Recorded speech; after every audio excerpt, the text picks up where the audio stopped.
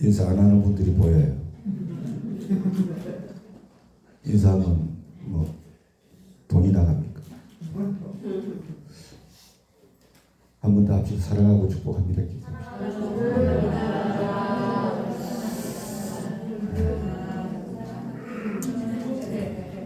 저도 그 자리에 앉으니까 잘 안 되더라고 하는 얘기는. 목사님이 막 시키는데 잘 안 되더라고. 근데 하면 은혜가 됩니다. 할렐루야.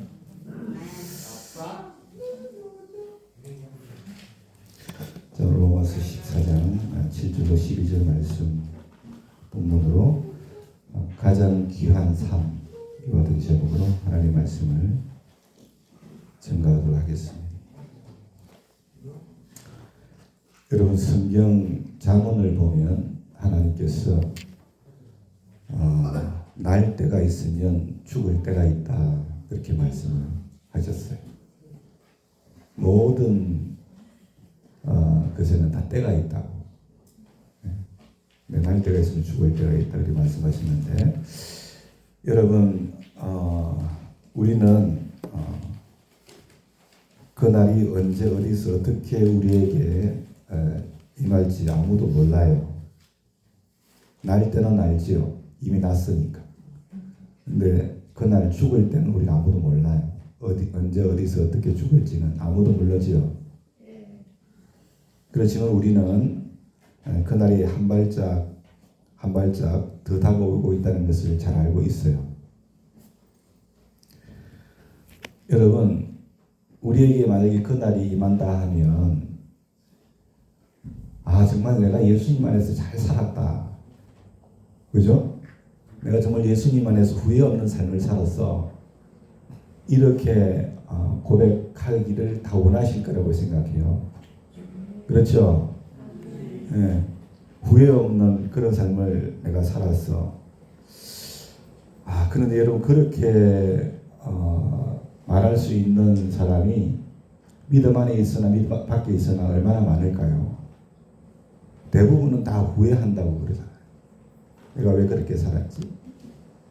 내가 좀 이렇게 살았으면 얼마나 좋았을까?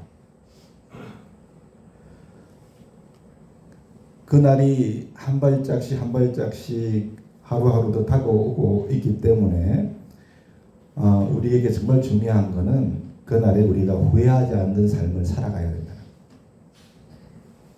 맞죠? 그날 내가 후회하지 않는 삶을 내가 살아야지. 여러분 그렇게 하려면 우리가 가장 귀한 삶을 살아야 돼요. 오늘 제목이 가장 귀한 삶이죠. 가장 귀한 삶을 내가 살아야 돼. 그러면 가장 귀한 삶은 어떤 삶이냐? 내가 예수님 안에서 가치 있는 삶을 살아야 되는 거예요. 그렇게 할 때 우리가 그날이 불현듯이 임하더라도 후회하지 않는 삶을 내가 살았구나. 내가 살아온 삶은 나는 후회하지 않아. 할렐루야로 주님 앞에 다가설 수 있는 은혜가 주어질 줄로 믿습니다. 여러분 믿음 밖에 있는 사람들은 요즘 우리 시대가 개인주의와 물질 맞는 그런 시대에 살고 있잖아요. 그러니까 그 사람들의 가장 귀중한 삶, 가치 있는 삶은 자기 중심으로 사는 거예요. 물질 중심으로 살아가는 거예요. 조금 더 차원이 높다면은 어떤 도덕적인 가치에, 윤리적인 가치에 가치를 두고 살아가는 그런 사람들도 있겠죠. 사랑하는 여러분, 이러한 세상에서 우리가 살아가는데 우리도 잘못하면은 그 세상 사람들의 가치에 휩쓸려 살 수밖에 없어요. 무슨 말인지 아시죠? 네. 자기중심, 물질 만능주의, 거기에 가치에 초점을 두고 거기에 휩쓸려서 우리도 살아가면서 내가 정말 잘 살고 있어 이렇게 생각을 할 수 있다는 거, 착각을 할 수 있다라고 하는 거예요. 성경은 오늘 정말 예수 안에서의 가치 있는 삶, 정말 우리에게 있어서 가장 귀중한 삶은 그런 삶이 아니라고 말을 하고 있어요. 오늘 그것에 대해서 제가 말씀을 잠깐 증거하려고 해요. 할렐루야. 오늘 정말 중요한 말씀인데, 다 중요하지 않은 말씀이 없지만, 여러분 올 때는 순서가 있어도 갈 때는 순서가 없잖아요. 그렇죠? 제가 가끔씩 말씀드리잖아요. 여러분 오늘이 여러분에게 그날이 될 수도 있어요. 그러면 우리가 정말 내가 후회 없는 삶을 살았어, 이렇게 말할 수 있으면 얼마나 좋겠어요. 예수님 안에서 가치 있는 삶을 살아야 되는 거예요. 여러분, 우리는 그리스도인들이죠. 예수님을 구주로 고백을 하고 저 천국을 소망 삼고 살아가는, 이 세상 사람들하고는 다르단 말이에요. 그러니까 정말 존귀한 존재가 누구예요? 그리스도인들이에요. 이해가 되시죠? 예수님을 나의 구주야. 그분이 하나님이시고, 나는 천국의 소망을 두고 살아가. 이 세상이 아니고. 그러니까 정말 존귀한 존재가 누구냐면 그리스도인들이에요. 왜? 이 세상 사람들하고는 완전히 다르잖아.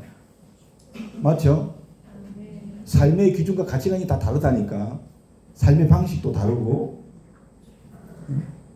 주님이 말했어요. 내가 거룩하니까 너희도 거룩하라 그랬잖아요.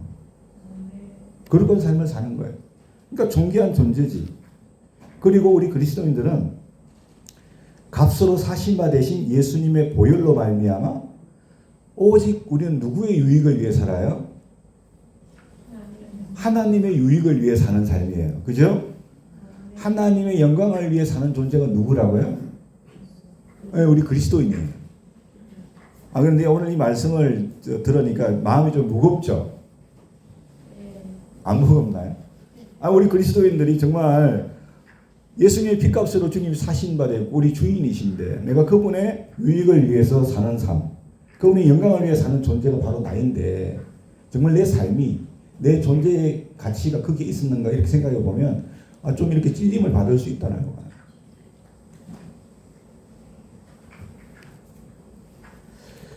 그래서 여러분, 그리스도인이라고 하는 그런 말을 들을 때 우리가 참 때로는 부담스럽게 받아야 되는 거예요. 아시겠죠? 너무 쉽게 그냥 그리스도인이라 이렇게 말을 하고 듣고 이것은 결코 바람직한 게 아니다. 왜? 그 뜻의 의미가 아주 크기 때문에 그런 거예요. 그래서 사도 바울은 로마 교회 성도들에게 본문 7절과 같이 말씀을 했어요. 뭐라고 했어요? 우리 중에 누구든지 자기를 위하여 사는 자가 없대요. 자기를 위해 사는 자가 없대. 자기를 위하여 죽는 자도 없대. 이게 진짜 그리스도인이죠. 그렇죠? 진짜 그리스도인이에요. 자기를 위하여 사는 게 아니에요. 자기를 위해 죽는 것도 아니에요. 우리는 살아도 주를 위해서, 죽어도 주를 위해서. 그래서 8절에 뭐래요? 우리가 살아도 주를 위하여 살고 죽어도 주를 위하여 죽는다 그랬어요. 그러한 존재인 것을 사도 바울이 로마 교회 성도들에게 선포하고 있는 거죠. 그죠? 왜? 우리는 그리스도인들이니까. 살아도 주를 위하여, 죽어도 주를 위하여 사는 존재가 바로 우리야. 그렇게 말씀하고 있잖아요. 여러분, 우리가 이 말씀을 읽을 때 엄청나게 이게 여러분, 이렇게 가볍게 읽을 게 아니에요. 우리가 이 말씀의 거울 앞에 서서 우리 스스로의 신앙을 성찰하고 돌아봐야 되는 거예요. 우리가 여러분, 살아도 주를 위하여, 죽어도 주를 위하여 사는 삶을 살았을 때 이게 어떤 삶이에요? 가장 귀한 삶이에요. 예수 그리스도인으로서 가장 가치 있는 삶이라니까요. 이러한 삶을 살다가 하나님께서 부르실 때 가면, 여러분, 구애 없는 삶을 내가 살았어. 할렐루야. 이런 고백을 하는 거예요. 이런 고백을. 여러분, 우리가 살아도 주를 위하여 살고 죽어도 또 죽어도 주를 위하여 죽는다, 이 말씀의 의미가 뭐 여러 가지로 해석할 수 있겠지만, 우리가 살아있을 때는 정말로 그리스도의 사랑으로 그렇게 서로 사랑하며 살아야 하고, 또 우리의 죽음의 끝이 영원한 천국임을 알기 때문에 죽을 때까지 우리가 이 복음을 전하는 삶을 살아야 돼. 아멘. 넓은 의미에서는 복음이지만, 살아있을 때는 그리스도인으로서 여러분 정말 서로 사랑하며, 죽어도 천국을 알기 때문에 끝까지 이 복음을 전하며 사는 삶. 여러분, 당시 로마는요, 여러분 네로 황제 이름 들어보시죠? 네로. 사도 바울이 사역했을 때 네로 황제가 로마의 황제로 있었어요. 로마의 네로 황제 때부터 기독교에 대한 핍박이 엄청났거든요. 엄청나게 일어났단 말이에요. 그래서 그때 그리스도인들은 살아있는 상태에서는, 여러분 들어보셨죠? 카타쿰. 거기에 들어가서 수년을 햇빛도 보지 못한 채 살았어요. 핍박이 너무 심하니까. 또 거기서 발각이 되면 어떻게 했냐? 하나님을 찬양하면서 순교를 당했어요. 순교를. 너무 핍박이 심하니까. 여러분, 그걸 가장 잘 표현한 것이 로마에 있는 천국의 계단 교회예요. 천국의 계단 교회. 바울은 바로 그 교회 지하에 갇혔다가 순교를 당했잖아요. 순교를 했고 수많은 그리스도인들이 죽임을 당했어요. 당시에 성자라고 불린 성 베르나르도라고 하는 그 사람이 환상을 통해서 순교자들이 하늘의 별이 되어서 올라가는 것을 보고서 그 교회 천장에다가 별과 같이 빛나는 빛을 그려 넣었다고 하잖아요.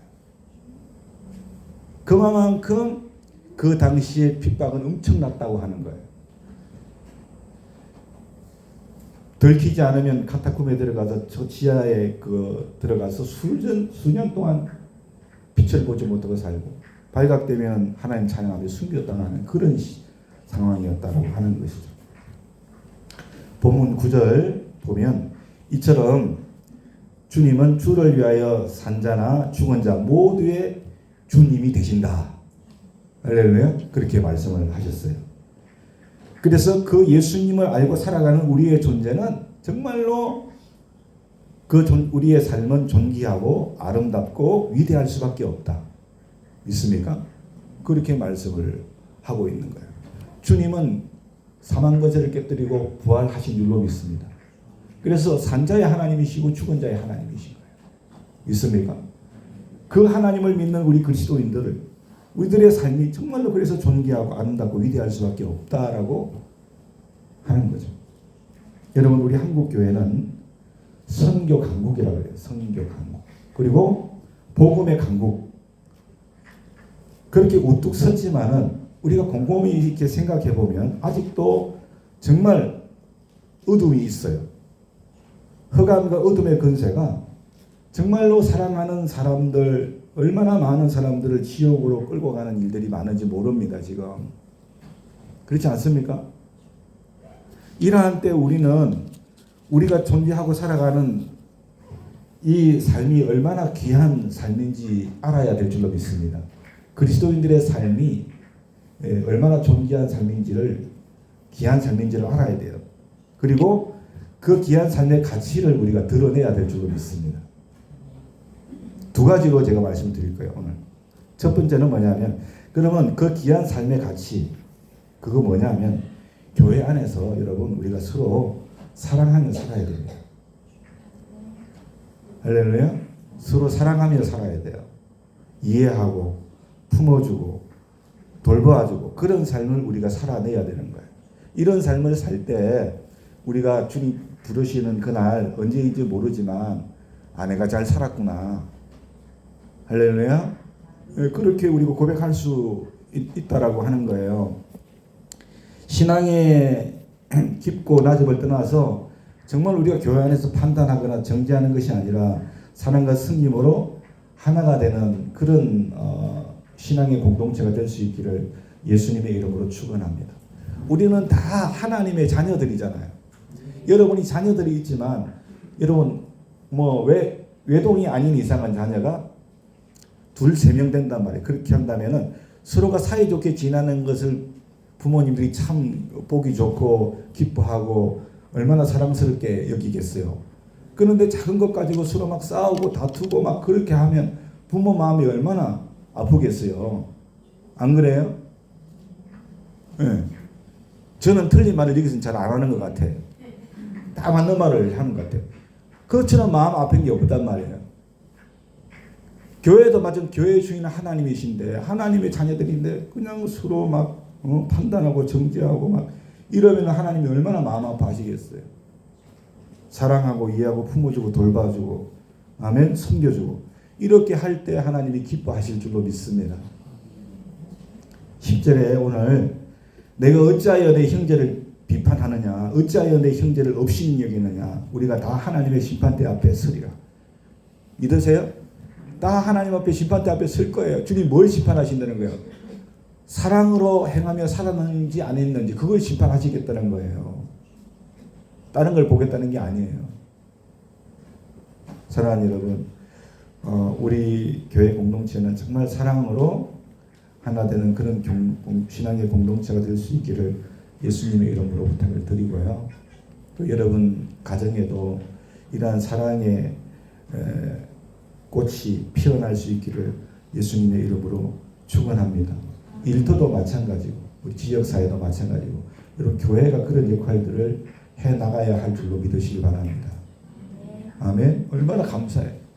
여러분 사랑이 넘치는 교회 다니고 싶어요? 아니면 막 비판하고 막 판단하고 그런 교회를 다니고 싶으세요?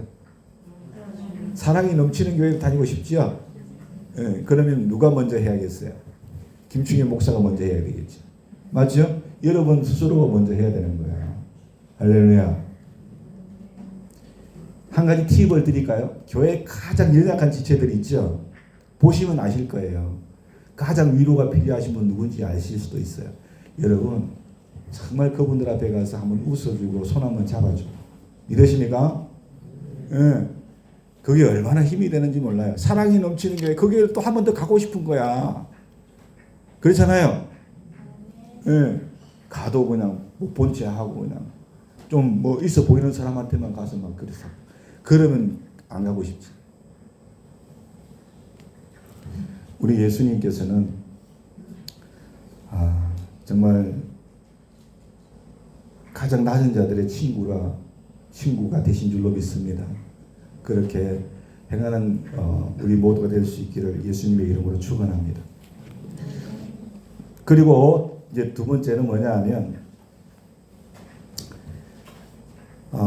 교회 밖으로 물론 뭐 사랑도 밖으로 해당이 되겠지만 특별히 교회 밖으로 구원의 때가 가까웠음을 우리가 알아야 돼요. 우리가 복음을 전해야 되는 거예요.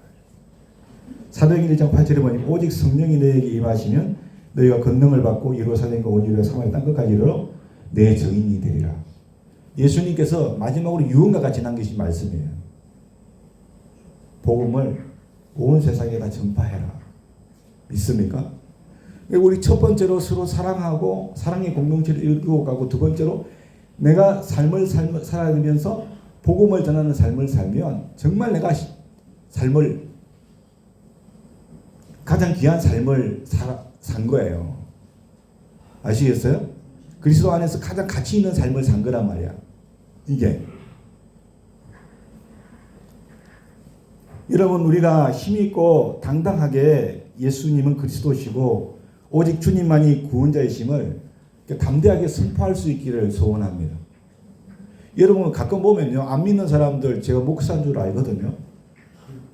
처음 만난 자리에서 이렇게 말하는 분들이 있어요. 다른 건 다 좋은데 예수 믿으라는 말을 절대 하지 마세요 나한테. 이런 분들이 계세요. 그렇게 말하는 분을 보면 엄청나게 제가 부담스럽더라고. 그럼 나한테 목사 하지 말라는 소리 받겠다 그래. 목사는 복음을 전해야 되는데. 예. 사랑하는 여러분, 그럼에도 불구하고 우리는 힘이 있고 당당하게 예수님을 전할 수 있기를 원합니다. 그분이 구원자라고 있으니까 담대하게 선포를 해야 되는 거예요. 우리가 이 세상에서 보면요, 참 저도 그렇지만 초라해 보일 때가 있어요. 제가요, 초라해 보이고 연약해 보이고 부족한 건 많아 보여요. 그러나 복음은 강한 줄로 믿습니다. 능력이 있는 거예요. 그 어떤 것도 장애가 안 된단 말이에요. 우리가 전하면 주님께서 역사하시는 거예요. 할렐루야. 그래서 우리가 온전히 최선을 다해서 이 복음을 전할 수 있기를 예수님의 이름으로 축원합니다. 이 시대의 교회를 보면요, 성경책 들고 교회만 다닐 줄 알았지 복음 전하는 일을요 참 힘들어하는 분들이 많아요. 많은 것 같아요. 왜 그래요? 복음에 대한 확신이 없으니까. 그죠? 또한 어때요? 아, 내가 복음 전하면 저 사람이 싫어할 것 같고 안 받아들일 것 같고 이런 어떤 부담감 때문에 그렇다라고 하는 거예요. 사랑하는 여러분, 복음에는 어떤 사람이든지 구원에 이르는 능력이 있는 줄로 믿으시기 바랍니다. 정말로 우리가 복음으로 말미암아 변화가 되었다면, 당연히 온전히 그리스도인으로서 우리는 소망과 기쁨과 평강을 경험하고 또 이 어떤 세상에 보이는 것에 지배당하지 아니하고 무너지지 아니할 줄로 그렇게 믿습니다. 정말로 그 카타콤에 숨어 있는 삶이었었지만 그 초대교회 그 그리스도인들이 얼마나 당당했나요? 그리고 얼마나 지하에서도 찬송하며 기도하고 기뻐하고 소망으로 여러분 가득 차 있었나요? 역사적으로 우리가 그걸 알 수 있잖아요. 이처럼 우리는 정말로 존귀하고 소중하고 이 땅에서 가장 존귀한 존재라는 것을 잊지 않기를 원합니다. 부활하신 예수님을 우리가 믿고 있기 때문에. 그러므로 우리가 주님 안에서 가치 있는 삶을 살아내야 될 줄로 믿습니다. 사망 문제를 깨뜨리시고 부활하신 주님, 그분 안에서 우리가 정말로 나보다 남을 더 낮게 여기고 사랑으로 섬기고, 할렐루야, 때를 어떤지 못 어떤지 항상 이 복음을 전하고, 믿습니까? 제가 아침에 일찍 일어나는 대로 저는 기도하고 전도부터 합니다. 제가요. 물론 제가 좀 많이 정리한 상태이지만 꼭 문자로도 복음을 전하고. 여러분, 우리가 충분히 할 수 있는 일이잖아요. 그 어렵지 않잖아요. 여러분들도 그렇게 하시면 돼요. 할렐루야. 얼마나 귀한 삶이에요. 내 복음을 전하는 삶. 정말로 사랑과 복음으로 이 세상 가운데 거룩하게 일어나는 우리 모두가 되기를 원하고, 또 우리 모두를 통해서 초대교회와 같이 날마다 구원받는 영혼을 더하시는 하나님의 놀라운 역사를 볼 수 있기를 소원합니다. 저는 여기에 이제 100세를 앞둔 분도 계시고 80 넘으신 분도 계시고 또 뭐 70대, 60대 이렇게 분들도 계신데, 저도 이제 곧 60대에 진입을 할 것 같아요. 할 것 같은데, 여러분, 참 젊었을 때는 죽음에 대해서 그렇게 깊게 생각하지를 못했던 것 같아요. 근데 나이가 조금씩 먹고 이렇게 세월이 흐르다 보니까 죽음에 대해서 이렇게 좀 깊이 묵상을 하게 되더라고요. 묵상을 하게 되고, 또 그 묵상을 통해서 조금 더 제가 영적으로 성숙해지는 그런 모습들도 보게 되고, 또 삶도 조금 더 성숙한 삶으로 변화되는 것을 보게 됩니다. 사랑하는 여러분, 분명히 우리는 태어났기 때문에 죽을 때가 있어요. 죽을 때가. 그날 우리 주님 앞에 기쁨으로 섭시다. 아무도 아멘 안 하는 것 같은데, 디모데후서 4장 6절로 8절 마지막으로 읽어드립니다. 전제와 같이 내가 벌써 부어지고 나의 떠날 시간이 가까웠도다. 여러분, 자기가 죽을 때를 아는 것도요 지혜입니다. 지혜. 믿습니까? 내가 죽을 날이 가까웠네. 사도 바울은요, 하나님께서 그것을 알게끔 하신 것 같아요. 마지막 때가 되었다. 내가 떠날 때가 되었구나. 그 사실을. 7절 나는 선한 싸움을 싸우고 나의 달려갈 길을 마치고 믿음을 지켰으니. 우리가 이 고백을 해야 될 줄로 믿습니다. 이게 뭐예요? 서로 사랑하는 것이고 복음 전하는 거 아닙니까? 그렇죠? 선한 싸움, 달려갈 길, 믿음을 지켰다. 여러분, 8절 이제후로는 나를 위하여 의의 면류관이 예비되었으므로 믿으시죠? 주곧 의로우신 재판장이 그날에 내게 주실 것이. 여러분 우리 주님은 의로우신 재판장으로 서실 거예요. 우리가 그 앞에 다 설 거란 말이야. 믿으세요? 내게만 아니라 주의 나타내심을 사모하는 모든 자에게 그렇게 하실 것이다. 그렇게 말씀을 하셨어요.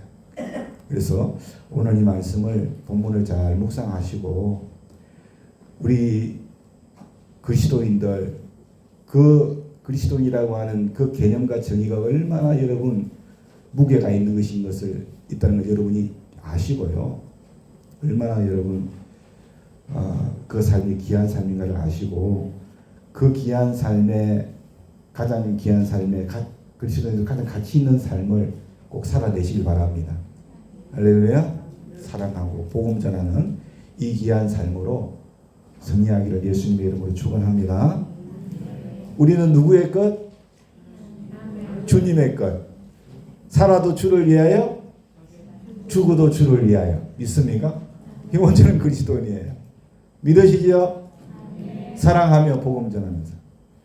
할렐루야. 나눠드린 찬양 드리겠습니다.